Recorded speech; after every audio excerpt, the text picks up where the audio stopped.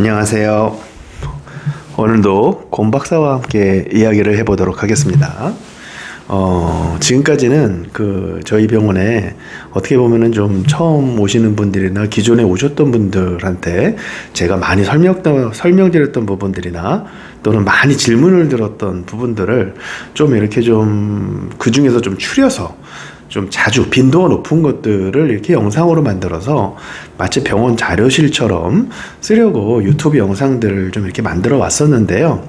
이제 얼추 좀 어느 정도는 좀 해결이 된 것 같고요. 궁금증에 대해서. 그래서 이제 오늘부터는 어떻게 보면 오늘 이 영상부터는 좀 이렇게 질환에 대한 내용들보다는 조금 좀 그런 진료 시간에 하게 되는 고민들 중에서도 또 자주 같이 하게 되는 고민들이 있습니다. 그래서 요거는 제가 정답이라고 말할 수는 없어요.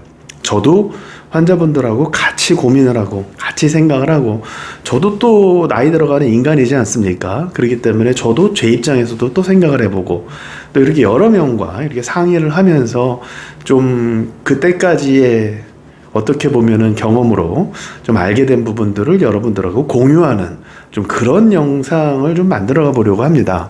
그렇기 때문에 정답은 세월이 흐르면 또 변할 수도 있을 거예요. 아마 좀 더 많은 얘기를 듣고 좀 더 많은 생각을 하다 보면 또 변할 수도 있을 테지만, 일단 그래서 지금은 이제 질환에 대한 부분들보다는 좀 고민에 대한 부분들, 그런 것들을 좀 얘기하는 그런 영상을 만들어 보려고 하고요. 오늘 그렇게 다룰 첫 영상은 가족들이 좀 이런 정신과 치료를 받는 부분을 이해를 못 해줄 때의 상황에 대해서입니다. 사실 요즘은 이제 정신과에 대한 이미지가 많이 좋아졌기 때문에 가족들이 정신과 치료를 좀 마뜩치 않게 생각하고, 뭐 그런 걸 받으면 뭐해, 정신력이나 의지력만 강하면 됐지, 다 네 마음에 달린 문제야, 네가 할 수 있으면 할 수 있어, 뭐 이런 얘기를 하시는 분들이 예전에 비해서는 진짜 빈도가 많이 줄었습니다.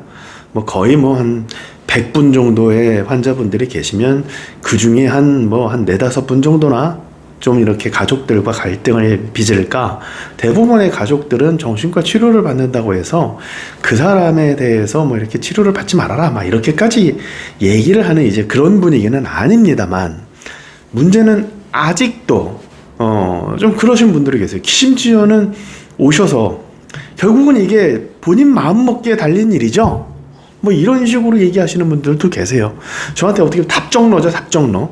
자기가 답을 정해놓고 저한테, 제가 그걸 환자한테 그렇게 얘기해 줬으면 하는, 말도 안 되는, 제가 보호자 편을 들겠습니까? 환자 편을 들지? 그러니까 편을 들더라도, 근데 저는 일단 객관적인 어떤 그런 부분들을 말씀을 드리는데요. 특히나 이제 우울증의 어떤 그런 좀 초기 증상들, 또는 우울증인데 지금 현재 환경들이 개선이 안 돼서 이 우울증이 어떻게 보면 약을 안 먹고는 계속 견딜 수가 없는 그런 상황들인 경우에 잘 견디기 위해서 유지 치료를 하는 경우, 또는 공황 증상들이 심해서 그런 어떤 사회공포증, 쉽게 말하면 공황 증상이 공포증이 누적이 되면 사회공포증으로도 간다 그랬죠. 이제 그런 상황에서 이렇게 바깥에 사회생활을 잘 못하는 부분들에 대해서 가족들이 이해를 못하고 어떤 의미에서는 잔소리 아닌 잔소리를 하게 되는 과정, 그리고 그런 정신과 치료에 대한 어떤 그런 얘기를 하는 과정에서 이 환자분들이 마음의 상처를 크게 받습니다. 안 그래도 내가 문제가 있는 거 아닐까? 내가 좀 약한 거 아닐까? 정신적으로 내가 정말 뭔가 쓸모없는 존재인가? 안 그래도 그런 자책감을 갖고 있는 마당에 가족들이 정신과 약 먹어봐야 잠만 자고 결국은 너 하기 나름인데 왜 이런, 남들은 잘 견뎌내는 거를 너는 왜 못 견디고 있냐, 이런 얘기를 들으면 어떤 의미에서 미쳐버리는 겁니다. 그래서 좀 그런 어떤 가족들은 또 왜 그런 반응을 보일까, 좀 그런 얘기를 좀 먼저 다뤄보자면, 일단 가족이 아닌 남이 그런 얘기를 하는 경우도 있어요. 남이, 예를 들면 이렇게 내가 봤는데 정신과 약 먹은 사람들 다 이렇게 그냥 나중에 정신과에 그냥 의존돼 갖고서는 그냥 정신과 약도 못 끊고 그렇게 살고 있고, 그냥 정신과 약은 아예 시작을 안 하는 게 좋고 먹더라도 금방 끊어야 되고 이런 어떤 정말 옛날 얘기죠. 옛날 얘기. 옛날에 물론 이 방송을 보시는 분들 중에서 저랑 연배가 비슷하거나 옛날 이제 더 나이 드신 분들은 알겠지만 옛날에는 애들들이 눈이 나빠지면 그러니까 눈이 잘 안 보이고 그렇게 근시죠, 근시. 안경을 안 씌웠어요. 예. 애들들이 안경을 끼면은 눈이 더 나빠진다 그래서 엄마들이 안경을 안 끼웠습니다. 왜냐면 안구가 커지면서 사실은 눈은 더 나빠지게 돼 있습니다. 그런데 그걸 갖고 안경 탓이라고. 안경을 끼워서 눈이 나빠지는 거라고. 그래서 애들한테 안경을 안 끼우고서는 기껏 한다는 말이 칠판을 집중해서 보면 요만한 글씨가 주먹만하게 보일 거다. 뭐 이런 얘기들을 해가면서 애들도 약시 많이 왔어요. 약시라는 게 시력이 제대로 발달하지 않은 겁니다. 원래는 1.2, 1.5까지 발달해야 될 시력이 뭐 0.6, 0.7 이거밖에 발달을 안 하는 약시라 그러거든요. 약시 많이 왔습니다. 그 무지해서 그런 거죠, 엄마들이. 사실 부모들이 의학적인 부분에 대해서는 정답이라고 말할 수가 없어요. 그냥 부모들도 일반인이니까. 일반인으로서 개인 소견을 얘기하는 겁니다. 무슨 뭐를 먹었더니 무슨 뭐 버섯을 먹었더니 암을 고쳤더라. 이런 얘기하는 거랑 똑같은 거예요.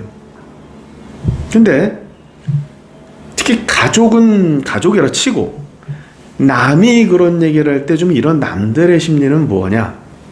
걱정을 해준다라는 사실은 그런 명분을 깔고 있지만 기본적으로 이 환자를 생각해서 해주는 말은 아니라는 걸 환자분들이 아셔야 됩니다.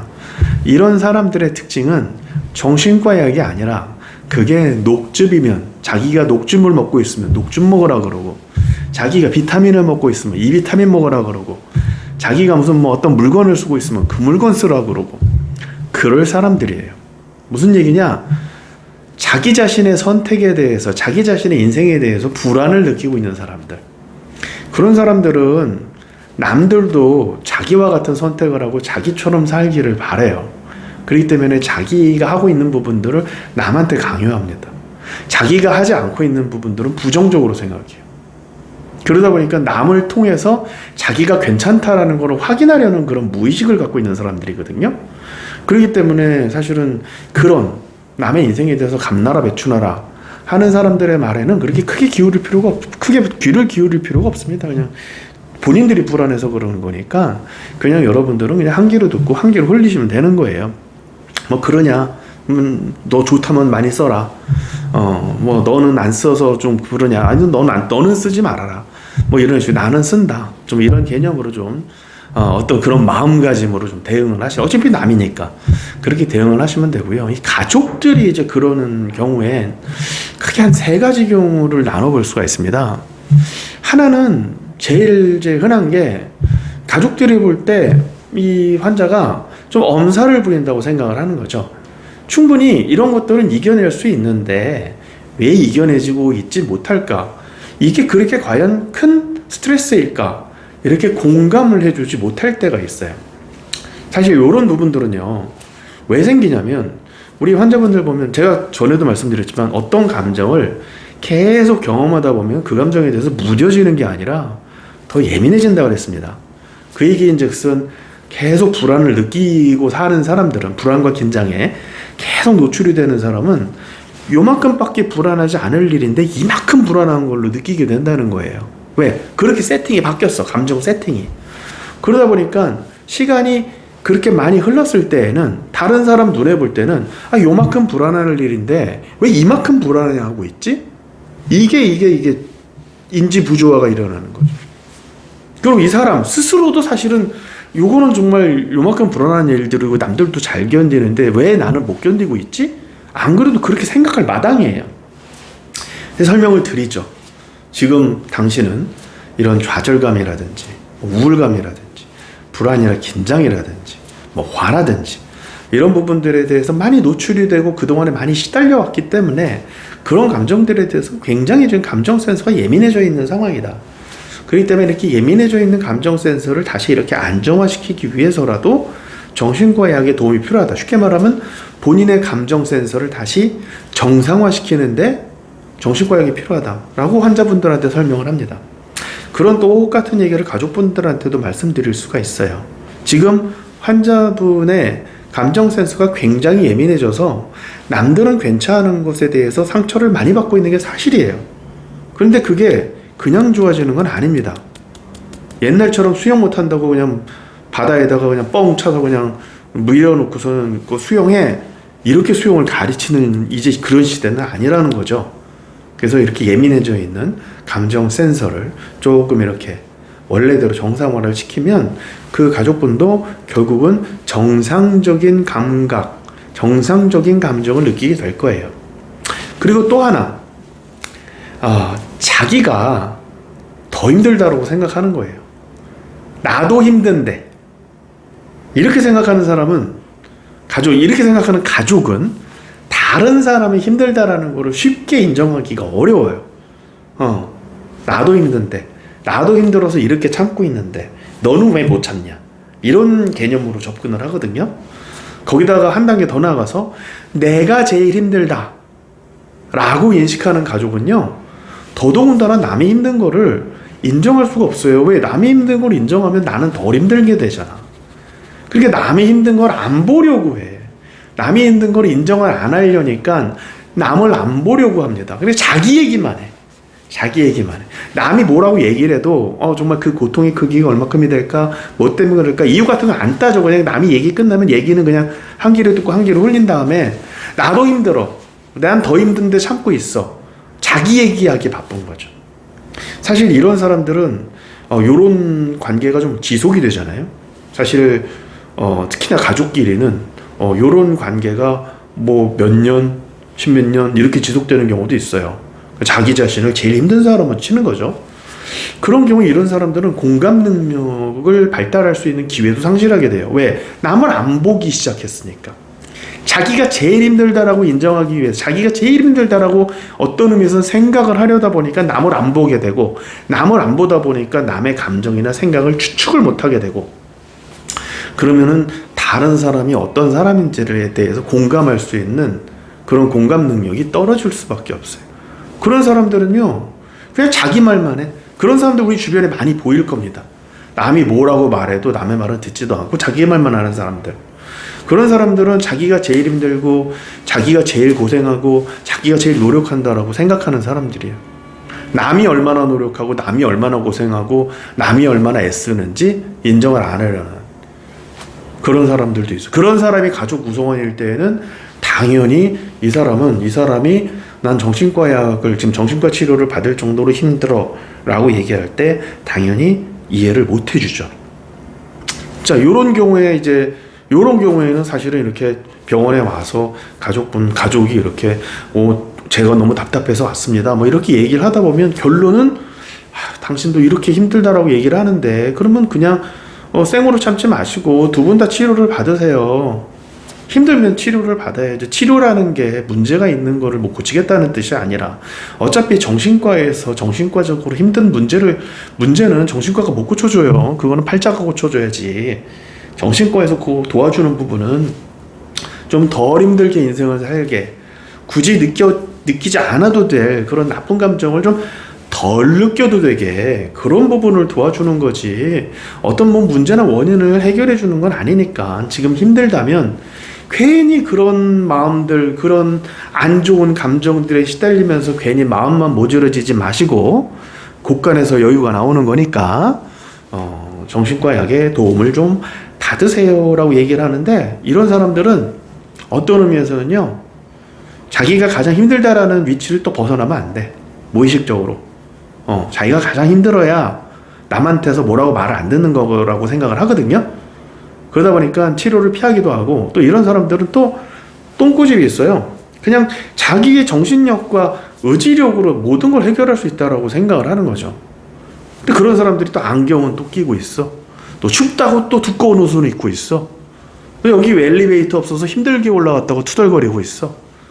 아니, 그런 과학기술적인 도움들에 대해서 이렇게 불평불만을 하면서, 왜 또 다른 과학기술인 이런 정신과의 치료, 어떻게 보면 정신과적인 어떤 이런 기술적인 도움을 거절하는지는 저도 좀, 어떤 인생관인지는 저도 사실은 좀 의아할 때가 많습니다. 보통 이렇게 어떻게 보면은 이 사람이 굉장히, 어떻게 환자가 굉장히 지금 예민해져 있기 때문에 많은 상황들을 좀 예민하게 경험하고 있다라는 어떤 이런 부분을 이해 못할 때, 그냥 자기가 생각할 때는 별거 아닌 문제인데 왜 저렇게 오버하냐라고 생각할 때 요럴 때도 좀 이해를 못 해주고요. 또 자기가 제일 힘들다고 이렇게 생각할 때도 역시 또 이해를 못 해주고 그런 경우가 있습니다. 그리고 제가 그때 우울증 편에서 말씀을 드렸지만 어떻게 보면 진정한 가족은요, 같이 힘듭니다. 같이 힘듭니다. 제가 마음의 배터리 설명을 많이 해드렸는데, 이런 배터리를 같이 사는 가족들은 좀 공유하는 그런 개념을 가져요. 실제로, 이 사람이 청소 안 하면 이 사람이 청소를 해야 되는 거고, 이 사람이 설거지 안 하면 이 사람이 설거지 해야 되는 거고, 이 사람이 음식물 쓰레기 안 버리면 이 사람이 음식물 쓰레기 버려야 되는 거고, 그런 거 아니겠습니까? 결국 한 명이 기능을 못하면, 그 가족 구성원 중에 한 명이 기능을 못하면 나머지 가족들이 또 그만큼 힘들게 되죠. 그렇기 때문에 이 사람이 기능이 힘든 부분에서 빨리 벗어났으면 하는 마음에, 또는 이 사람이 지금 이렇게 기능이 떨어져 있는 부분들이 뭔가 우리 다른 가족들을 힘들게 하고 있다라고, 어떻게 보면은 그런 부분들 때문에 이해할 수 있는 여유가 없어서 자기들도 힘드니까 이런 경우도 있고요. 그리고 또 하나는, 그렇게 가족 구성원이 힘들 때 이 가족 구성원이 힘든 이유가 자기가 될까봐, 그러니까 가족이 될까봐 부정하는 경우도 있어요. 뭐 예를 들면 자식이 힘들다 그럴 때 왠지 모르게 자식이 힘들면 부모 책임인 것 같아. 그러니까 더 인정을 못하는 거야. 너 괜찮아. 네가 무슨 정신과라 그래. 너 아니야. 뭐 이런 경우도 있고요. 또는 부인이 이렇게 힘들다라고 할 때 남편이 아유, 네가 무슨 정신과냐고, 너 아무렇지 않다고, 괜찮다고. 왜냐면 왠지 모르게 결혼 생활할 때 고생시킨, 왠지 자기 책임인 것 같잖아요. 뭐 이런 느낌도 들고. 그러니까 그렇기 때문에 좀 이렇게 보면은 그런 어떤 이 환자가 힘들어하는 원인이 혹시 내가 아닐까 라는 생각을 할 때에는 또 이제 환자의 어떤 그런 어려움을 또 부정하려는 어떤 그런 마음이 생기기도 해요. 그렇지만 제가 이제 그런 분들한테도 말씀을 드리지만, 이 힘들어하는 원인이 달랑 한 가지 갖고 힘들어. 이건 환자분들한테도 말씀을 드려요. 환자분들이 나는 자식만 해결이 되면 내 인생은 해피해요. 나는 진짜 부모가 나를 간섭만 안 하면 난 좋아질 것 같아요. 나는 진짜 남편이 뭐 이것만 바뀌었으면은 나는 그냥 너무 행복할 것 같아요. 저는 이렇게 어떻게 보면 가족이 될 확률이 되게 큰데요. 그 사람만 괜찮아지면 나는 괜찮아진다라고 말을 하는 사람한테는 비록 환자분이지만 좀 다이렉트하게 얘기를 합니다. 남 때문에 내 인생이 힘들어졌다고 생각하는 것 자체가 문제예요. 그냥 내가 인생이 힘들어지는 원인은 원래 여러 가지가 있는 건데, 그 중에는 내 성격도 있는 거고, 내가 그동안에 어떻게 살아오면서 또 뭐 어떤 부분들에 대해서 예민해지는 어떤 그런 개인적인 부분들도 있는 거고, 여러 가지가 있는 건데, 뭐 그런 가족분들이 했던 그런 부분들이 어떤 뭐 부분의 역할을 했겠죠. 하지만 그거 해결된다고 해서 아마 여러분 문제가 좋아지진 않을 겁니다. 그리고 남이 좋아져서 내가 좋아진다라는 그런 사고방식은 그건 남을 조종하려는 것밖에 안 돼요 라고 오히려 좀 설명을 드립니다. 그래서 이렇게 다시 한번 정리해서 말씀드리자면, 이렇게 세 가지 경우, 하나는 환자가 왜 이렇게 예민해져 있는지를 이해를 못할 때, 또 하나는 지금 방금 말씀드린 것처럼 혹시 환자가 힘들어하는 게 내 탓이 아닐까라는 자책감이 들 때 그거를 부정하려고, 그리고 또 하나는 내가 제일 힘들다 또는 나도 힘들다 라는 생각이 있어서 환자가 힘들다라는 거를 인정을 하고 싶지 않은 경우, 이런 세 가지 경우에는 진짜 이렇게 정신과 치료에 대해서 이 가족분들이 좀 어떻게 보면 비협조적이죠. 비협조적. 협조적이라고 하더라도 이 시간 제한이 있어요. 한 몇 달만 봐요. 몇 달 지났으면 이제 괜찮아져야 되는 거 아니야? 이렇게 얘기합니다. 정신과 문제는 제가 그렇지 않다고 계속 반복해서 말씀을 드렸죠. 왜냐면 인생이 만들어낸, 그동안에 내 인생이 만들어낸 현재의 어려움이 정신과 문제이기 때문에 결국은 괜찮아져서, 약물 치료로 내가 컨디션이 괜찮아져서, 쉽게 말하면 두뇌 기능이 올라가서, 그렇게 두뇌 기능이 괜찮아진 상태로 좋은 결정들을 내리고 좋은 말을 하고 좋은 행동들을 하면서 내 인생을 계속 조금씩 개선을 해 나가야 비로소 내가 약물의 도움 없이도 괜찮은 인생을 살게 되는 거기 때문에 사실 그게 몇 달로 되는 경우가 아닌 경우가 훨씬 많아요. 그래서 이제 환자분들 말고 이제 가족분들이 답답해서 이제 병원에 오셔서 그런 얘기를 듣고 대부분 좀 제가 이렇게 설명을 드리면 좀 이렇게 아유 좀 가족분들 이게 이래서 그런 거고요 저래서 그런 거고요 이게 예민해져서 그런 거라서 이것만 좀 좋아져도 또 두뇌 기능이 좋아지기만 해도 다시 또 자기 역할들을 할 겁니다 뭐 이렇게 설명을 드리면 좀 이해를 하는데 그러면서 이제 가족분들이 그런 얘기를 해요. 그러면 저희 가족분들이 뭐 이렇게 가족들이 해줄 건 없나요? 이렇게 얘기합니다. 그러면 제가 딱 두 가지 말씀 드려요. 하나는 정신과 약 제대로 먹는지 좀 챙겨주시고요. 왜냐면 환자분이 노력해야 될 부분도 있는데 정신과 약을 꾸준히 먹는 것 자체가 힘들어지는 경우도 있거든요. 왜냐면 많이 무기력하고 힘들고 그러면 용기 내서 병원을 왔는데 약을 꾸준히 못 먹게 되는 경우도 생긴단 말이죠. 그러니까 약을 좀 제대로 챙겨 먹는지 좀 우리 좀 신경 좀 써주시고요. 그리고 두 번째는 사람은 다 자기의 어떤 속도로 인생을 사는 거니까 좀 기다려주세요. 괜찮아질 때까지. 라고 이렇게 두 가지 부탁을 드립니다. 그래도 이렇게 병원에 찾아오셔서 좀 이렇게 그런 도대체 우리 애가 또는 내 와이프가 또는 내 남편이 또는 우리 부모님이 어떤 문제인지 알고 싶다. 이렇게 그래도 병원에 찾아오셔서 저랑 상담을 하게 되는 보호자분들은 아이고 그래도 순한 맛입니다. 제가 환자분한테 그 데리고 오세요. 제가 말씀드릴 테니까 이렇게 얘기해도요 환자한테만 뭐라고 잔소리를 하지 끝까지 안 오시는 분 그런 보호자분들도 많아요. 사실 그런 경우에는 제가 환자분한테 자 그래도 저는 같은 편이니까 건투를 빕니다. 보호자분들도 나름대로 사정이 있겠죠. 그렇다고 해서 내가 안 괜찮아질 수 있는 건 아니지 않습니까? 내 인생은 내가 알아서 하는 건데 같이 힘냅시다. 뭐 이렇게 사실 이렇게 같이 파이팅을 하는 수밖에 없죠. 혹시라도 더 지혜로운 어떤 그런 의견이 있으시거나 또는 이렇게 같이 또 의논하고 싶은 부분이 있으면 언제든지 댓글에 나눠주시고요. 앞으로 영상은 이렇게 조금 저라고 정답 아닙니다. 좀 같이 고민하고 같이 상의하고 저도 그동안에 이런 내용들을 환자분들하고 이렇게 상의를 하고 고민을 같이 하면서 알아봤던 부분들을 이렇게 또 공유를 하는 거예요. 그러니까 뭐 언제든지 더 지혜로운 의견이 있으시면 주시고요. 또 같이 고민했으면 좋겠다라는 부분이 있으면 뭐 저도 이제 많이 고민했던 부분들을 다룰 테지만 또 개인적으로 궁금하신 부분이 있으면 언제나 댓글에 남겨주시기 바라겠습니다. 감사합니다.